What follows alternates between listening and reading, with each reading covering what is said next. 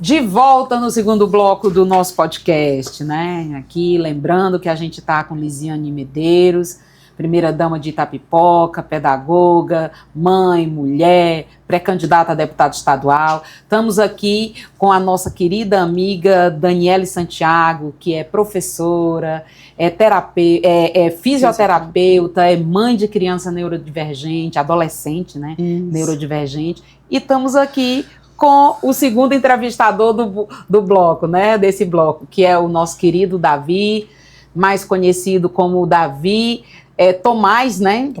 Tomás Davi Aquino. Ele é psicólogo clínico, né? Tenho o prazer de dizer que é psicólogo aqui do IPROST. Ele vai se apresentar, mas eu quero já aqui de antemão agradecer a você, Davi, pela participação, agradecer a você pelo trabalho que você fez aí na Casa do Autista, com as mães autistas, e dizer que a gente vai tocar essa segunda etapa ainda com mais prazer, com mais determinação e com mais ações para que a gente possa realmente ajudar essas mães que precisam muito de apoio. Então, nesse segundo bloco, nós estamos aqui com o Davi, que é o nosso entrevistador. Bom dia. Sou o Davi, né? Eu sou psicólogo clínico, eu atuo na psicologia educacional, trabalho com a psicologia aqui no IPROST, que é um outro viés, que seria a psicologia social. Esse campo de atuação que é amplo, porque a gente não pode fazer uma psicologia afastada de uma realidade social, e acho muito interessante porque a saúde mental ela conversa muito com essa dinâmica. E já gostaria de agradecer, né, pela possibilidade de estarmos aqui conversando sobre temas tão pertinentes, voltados para as neurodivergências, que é algo que bom que hoje já podemos discutir a respeito. Nós vivemos em uma sociedade que passou muito tempo vivendo uma lógica manicomial, onde essas pessoas elas eram estigmatizadas, essas pessoas eram afastadas, agregadas, né? Assim, nós tivemos um período de uma lógica onde o diferente não poderia ser aprovado. E é muito interessante encontrar com pessoas comprometidas, né, com mães que são atravessadas por essa realidade, tocadas pelo profundo sentimento de amor que a maternidade traz, mas também com profissionais comprometidos, com profissionais que estão ali lutando em busca de oferecer cada vez mais recursos para que uma sociedade consiga acolher o diferente, trazendo esse diferente para perto e entendendo que a gente aprende muito com essas diferenças. A gente passa tanto tempo aí nessa ideia de construir um mundo normal ou igual que a gente não se toca de que a diferença nos ensina muito. Então, conversando aqui com vocês, eu queria trazer algumas perguntas, que nessas perguntas a gente vai ter respostas duplas, né, a partir das perspectivas diferentes. E uma das coisas que fazem parte, que afetam muito a saúde mental das mães, está voltada para a primeira grande realidade, que é o diagnóstico. O diagnóstico daquele filho neurodivergente que traz um luto simbólico. E aí eu queria começar com você, gostaria que você falasse, Dani, sobre esse processo, mas ao mesmo tempo que a Lisiane trouxesse esse olhar para as mães, como é que a gente pode trabalhar, voltando para as mães, o trabalho com esse luto simbólico, com esse trabalho de acolhimento a partir do diagnóstico. Enquanto você ia falando, Davi, eu estava me lembrando de uma outra mãe, que uma vez eu conversei, e ela falou chorando que ela não aceitava, né? O filho tinha sido diagnosticado com TEA, e ela simplesmente não aceitava, ela não aceitava a medicação, ela não aceitava a condição, né, essa nova realidade que a vida estava impondo. E eu me lembrei também, não só da minha Clara, me lembrei da Tereza, do diagnóstico de síndrome de Down, que para mim foi mais difícil do que o diagnóstico do TEA. Talvez porque o diagnóstico do TEA foi feito quando a Clara já era adolescente. Então eu já convivia com a Clara, eu já a conhecia, eu já via as dificuldades e já lidava com aquilo. Mas assim, o diagnóstico do TEA da Clara foi feito na adolescência. A gente percebia algumas coisas, eu conversava com os professores, eles não identificavam ainda na época, né, 15 anos atrás, e o diagnóstico foi por um outro caminho, porque a gente começou pelo caminho do toque, como eu falei, né, no primeiro bloco. Eu identifiquei mais rapidamente o toque, procurei o psiquiatra, depois o neurologista, né? E aí a gente fez o diagnóstico do TDAH para chegar no diagnóstico do TEA. Então não foi tão impactante, porque eu já vinha meio que gradativamente me adaptando àquela realidade. E não houve, assim, não houve a dificuldade, você sabia que tinha algum problema. Eu sabia. Não é um problema, você sabia que ela tinha alguma necessidade que precisava da ajuda. E que o foco era o bem-estar dela. Isso. Então, isso era muito interessante. Você tira o foco da mãe nesse sentido, da mãe que quer um filho que isso ou que aquilo, que seu filho seja o seu troféu, e passa a olhar para o bem-estar. Então, quando a Clara começava a rodar em algum lugar, eu me perguntava, eu quero que ela pare, porque isso está me constrangendo, ou porque é o melhor para ela parar? Então, se não tem nenhum malefício ela ficar andando repetidamente, então eu não me importo nessa situação. Nessa situação é o bem-estar dela. Então, o diagnóstico, às vezes, ele só precisa que a mãe, nesse ponto, se coloque um pouquinho um pé atrás e diga qual é o bem-estar do meu filho nesse momento, né? E às vezes basta isso, né? E o às bem-estar, vezes. e aí já fazendo um link, o bem-estar do seu filho, ele é também o seu. Exato. Porque a partir daí você passa a entender que você está contribuindo porque nós, mães, só pensamos nos nossos filhos. O que é melhor para eles em todos os sentidos. Então, se eles estão bem, a gente também está morto, feliz, tranquilo e sabendo que estamos no caminho certo. Então, eu acho que vai por aí a questão dos pais, né, do diagnóstico. Eu estava agora recente, a gente conversou com uma mãe num programa que eu fiz, o Café com Histórias, só com mulheres. E aí eu fui conversar com uma mãe neurodivergente. O filho dela é autista, só que ela também já é uma mãe que, querendo ou não, já tem uma condição. Ela tem nanismo, ela e o pai, né? O casal tem nanismo e eles têm uma criança com autismo. E aí a gente foi conversar para entender como é que era a vida deles e entender como era a rotina. Fui até a casa, foi muito bacana. E uma das perguntas foi essa. Como foi o diagnóstico? Como foi que você descobriu? Ela já descobriu tardiamente também, ele já na fase da primeira infância concluindo. E aí ela falou que era muito difícil, né? Tinha sido muito difícil porque eles já enfrentavam preconceitos, querendo ou não. Porque eles têm nanismo, então eles já enfrentavam preconceitos e vinham nessa dinâmica. Só que ela disse que o principal, né? Porque assim, de início eu achava que não era, né? Que talvez não fosse. Foi muito difícil, porque ela não sabia se era, se não era, porque não tinha um médico, né? Então, assim, mas o que foi principal para ela e que ela colocou para mim que contribuiu foi que ela foi acolhida pela família, pela rede de apoio dela, que é a sogra, a mãe. Então aquilo deu uma outra visão, né? E depois, porque assim, aí vem a história da falta dos profissionais no mercado, né? Porque para fazer o diagnóstico, né? Para fechar o diagnóstico, ou até para fazer assim, porque a escola é o primeiro lugar que se identifica, é a família em casa, dependendo da condição da família, e depois é a escola. É o professor, é a professora na sala de aula que identifica, porque ela convive todo dia com aquela criança, né? Então ele vai identificando e ele chama a família para dizer, olha, a gente precisa verificar isso. E graças a Deus, hoje os profissionais de educação, eles têm se qualificado cada vez mais para que essas situações elas sejam identificadas mais cedo, né? Então, praticamente todos os profissionais de educação hoje têm uma especialização na área, né? Ou educação especial, ou psicopedagogia, né? Então ou neuropsicopedagogia, e aí a gente já consegue ter aquela noção, dar aquela primeira identificação e passar para os profissionais, né? Já tem essa rede de apoio, e eu acho que isso tem contribuído para as famílias, porque as famílias hoje já identificam que tem profissionais que podem ajudar, né?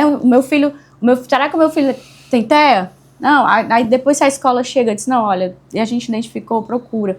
Então, tem sido essa saída dessa junção dos profissionais nos espaços públicos que tem contribuído com as famílias. Claro que a Dani tem uma condição diferente, né? E aí a gente precisa diferenciar, porque ela tem a formação, fisioterapeuta, várias especializações, uma vivência com os 3 filhos, querendo ou não, seus 3 filhos, né? Então, a sua adaptação é mais fácil. A sua aceitação é mais fácil, porque hoje ainda é muito comum as famílias não aceitarem os diagnósticos.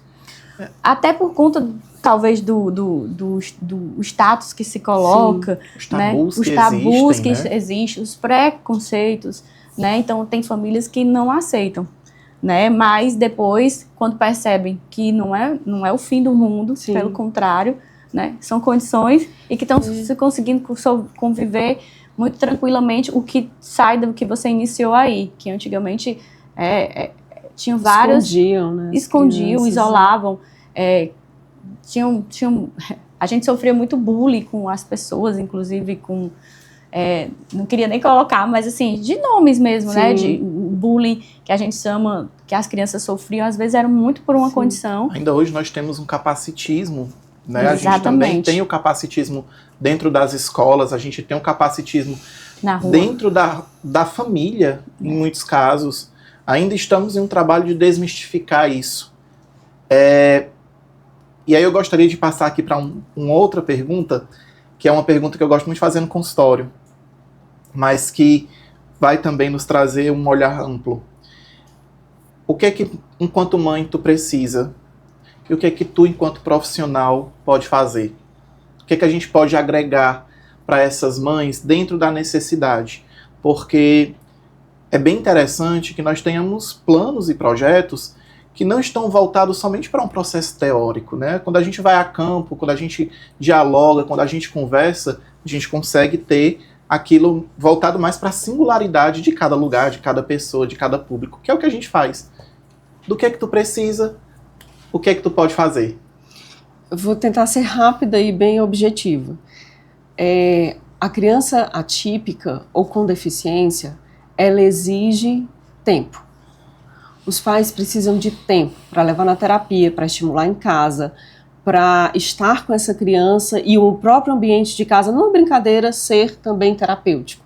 Então, as pessoas que convivem com essa criança, ela precisa de tempo. E esse tempo tem que ser dividido entre outras tantas coisas.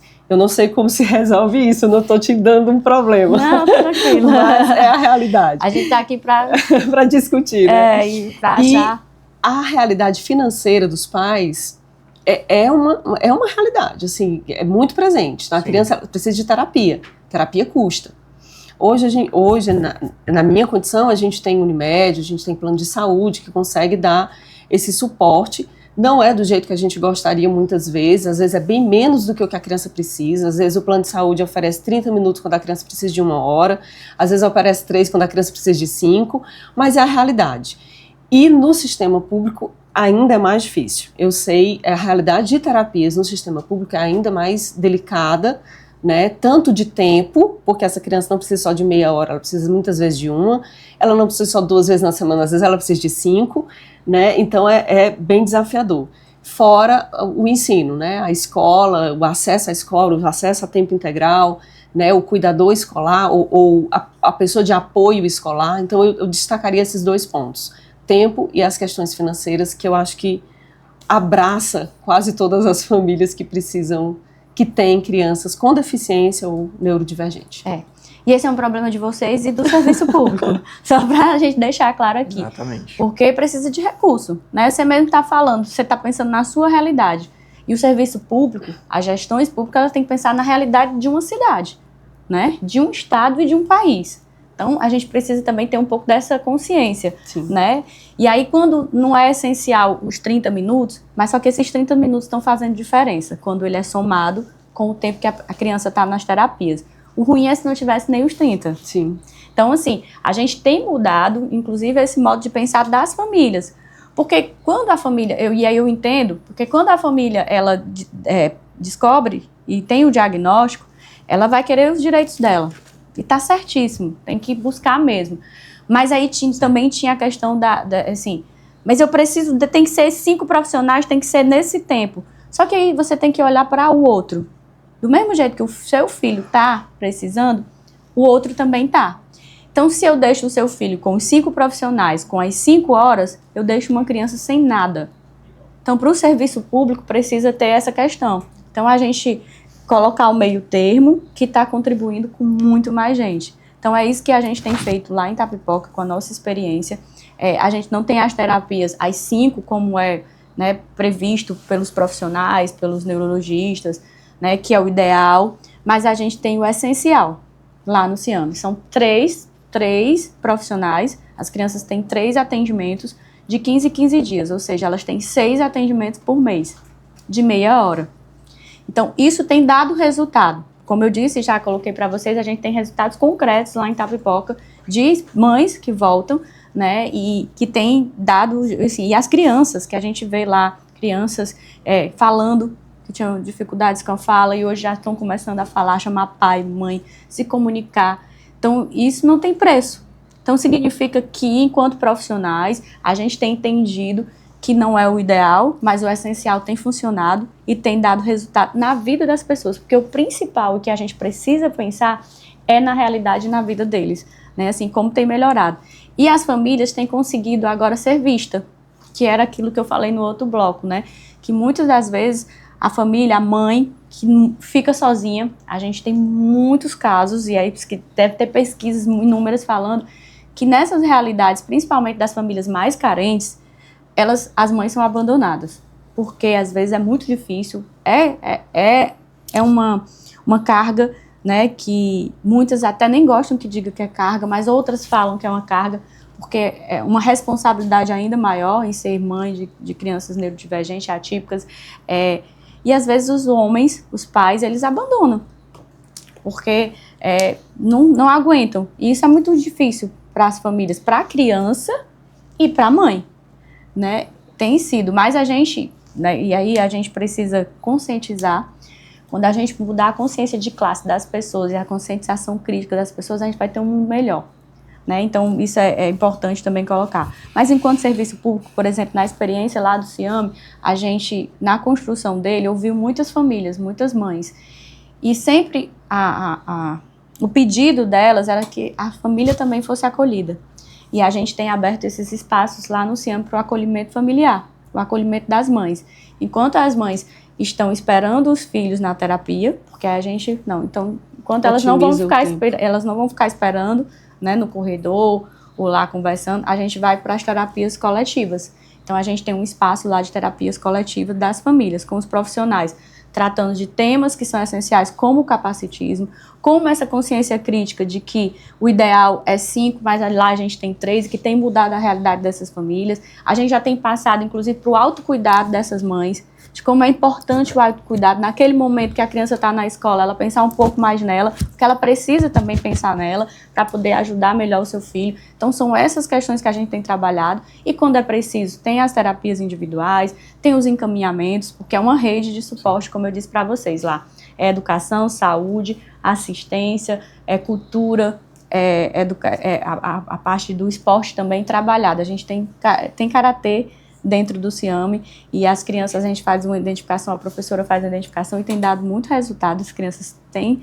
né, com o próprio karatê colocado. Então, assim, com essa rede, com essa intersetorialidade que a gente tem trabalhado lá dentro, a gente tem conseguido ajudar em todos os aspectos. A famílias que têm direito a benefícios sociais, a gente faz um encaminhamento, a adaptação da medicação das crianças com a rede da saúde, quando está faltando, quando não está, esse acompanhamento, né, o acompanhamento junto à escola com as salas de AEE, a gente tem essa ligação lá dentro, porque as crianças são encaminhadas pelas escolas, pela sala de AEE, então, sempre dentro dessa perspectiva de uma rede, de um cuidado, né, e agora tendo ênfase para a família. Deixa eu só eu acho, você falando e eu pensando aqui, se os pais puderem também serem eles, não é formados, mas treinados para coisas simples do dia a dia, você potencializa essa espécie de atendimento, né? Tipo, às vezes eu pego um brinquedinho assim e pego uma liga de cabelo e esse movimento aqui, ela vai ganhando força de mão.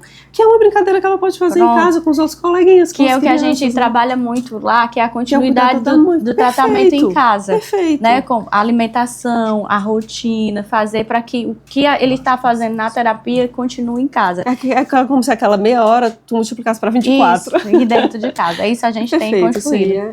Gente, o segundo bloco foi fantástico. Muitas contribuições da Lisiane, muitas contribuições da Daniele, muitas contribuições do meu amigo Davi, parceiro nosso aqui no IPROST, desse trabalho que a gente tenta fazer Terceiro setor não é fácil, gente. A gente não tem recursos, mas a gente tenta e a gente consegue.